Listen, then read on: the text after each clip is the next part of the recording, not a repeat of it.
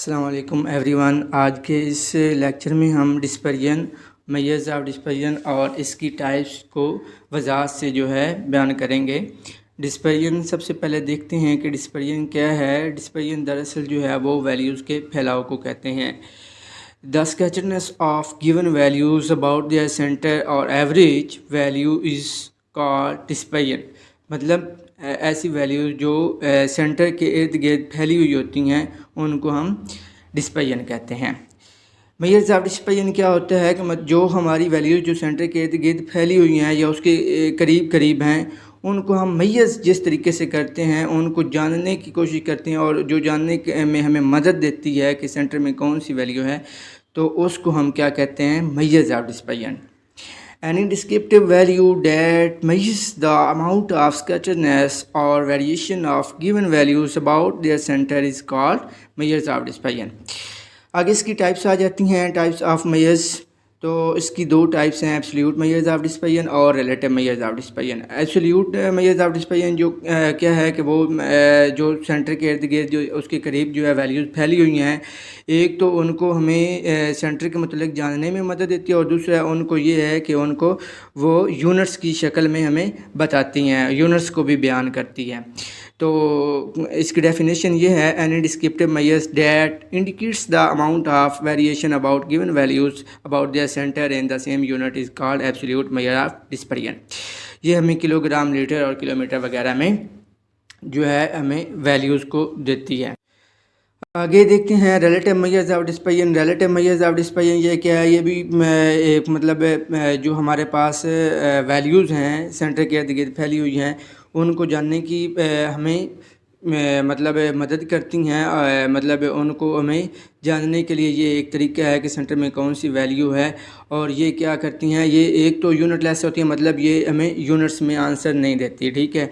दूसरा ये कि ये क्या है कि ये हमें जो डाटा हमने दिया, जो हमें डाटा हमारे पास गिवन है जिसकी हमने वैल्यूज़ निकालनी है वो हमें रेशियो और परसेंटेज में देगी। और दूसरी बात ये याद रखनी है कि जो रिलेटिव मेजर्स ऑफ डिस्पर्जन है इसको हम कोफिशिएंट ऑफ डिस्पर्जन भी कहते हैं।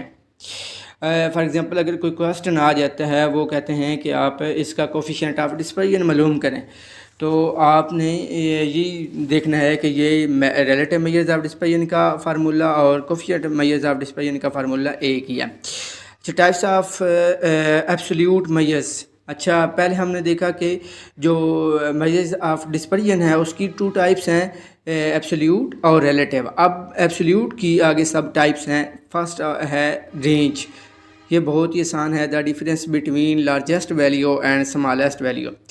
मतलब लार्जेस्ट वैल्यू और स्मॉलेस्ट वैल्यू के डिफरेंस को हम रेंज कहते हैं। मतलब हमारे पास कोई फॉर एग्जांपल एक वैल्यू है 10, 20, 30, 40, 50 है, तो हमारे पास 50 जो है ये सबसे बड़ी वैल्यू है और 10 जो है ये सबसे छोटी स्मॉलेस्ट है। तो अगर हमें रेंज मालूम करनी हो तो हम क्या करेंगे कि 50 में से जो है 10 जो है वो सब्ट्रैक्ट कर देंगे, तो हमारे पास जो आंसर आएगा वो हमारे पास रेंज होगा। उसके बाद आ जाता है क्वार्टाइल डेविएशन। ये सेकंड टाइप है इसकी। क्वार्टाइल डेविएशन क्या है? क्वार्टाइल डेविएशन को हम सेमी क्वार्टाइल भी कहते हैं। It is the half of the difference between upper quartile and lower quartile of given data set. अच्छा, हमें पता है कि अपर क्वार्टाइल जो है वो Q3 होती है और लोअर क्वार्टाइल जो है वो हमारे पास Q1 होता है। और हमने क्या करना है कि क्वार्टाइल डेविएशन जो है इसमें हमने Q3 और Q1 का जो है डिफरेंस लेना और हाफ लेना है, मतलब Q3 माइनस Q1 ओवर 2, मतलब इसको 2 पर जो है हमने डिवाइड कर देना। तो हमारे पास इसका फार्मूला क्या आएगा, Q3 minus Q1 over 2।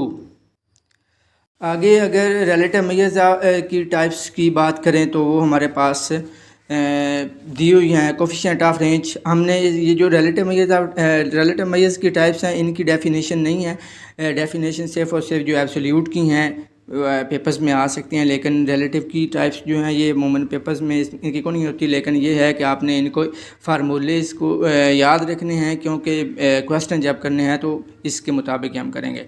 Coefficient of range जो है इसका फार्मूला हमारे पास है largest value difference between smallest value over largest value plus smallest value.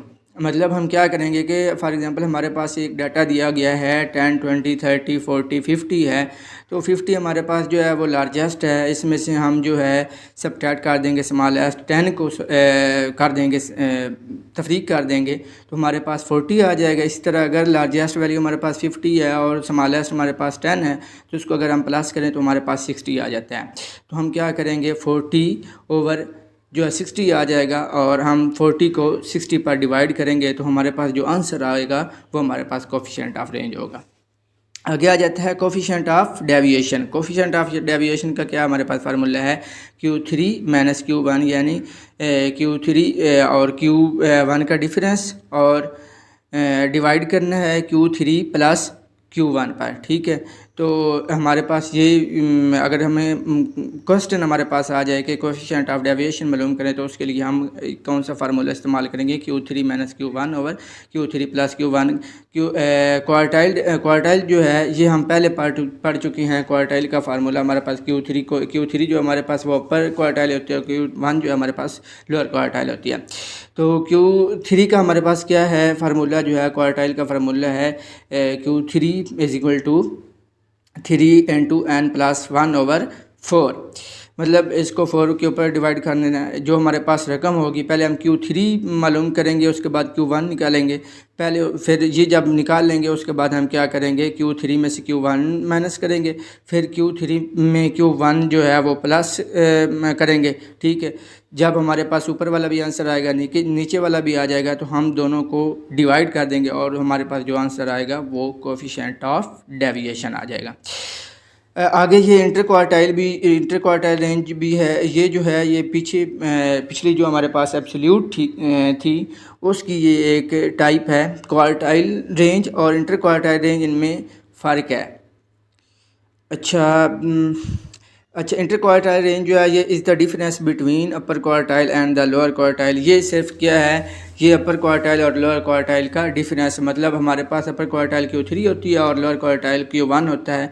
Q3 में से हम Q1 जो है वो माइनस कर देंगे तो हमारे पास इंटर क्वार्टाइल रेंज आ जाएगी। फॉर एग्जांपल वो कहते हैं कि क्वेश्चन एक देते हैं कि इंटर क्वार्टाइल रेंज मालूम करें, तो आपने क्या करना है कि पहले Q3 मालूम करना है, फिर Q1 मालूम करना है। जैसे कि मैंने फार्मूला इसका बताया, Q3 का जो है वो Q3 is equal to 3 into plus n plus 1 over 4।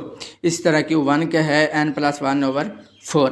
तो ये जब हम मालूम कर लेंगे उसके बाद हम जो है इसका डिफरेंस मालूम करेंगे, Q3 में से Q1 माइनस कर देंगे तो हमारे पास जो आंसर आएगा वो होगा हमारे पास इंटर क्वार्टाइल रेंज।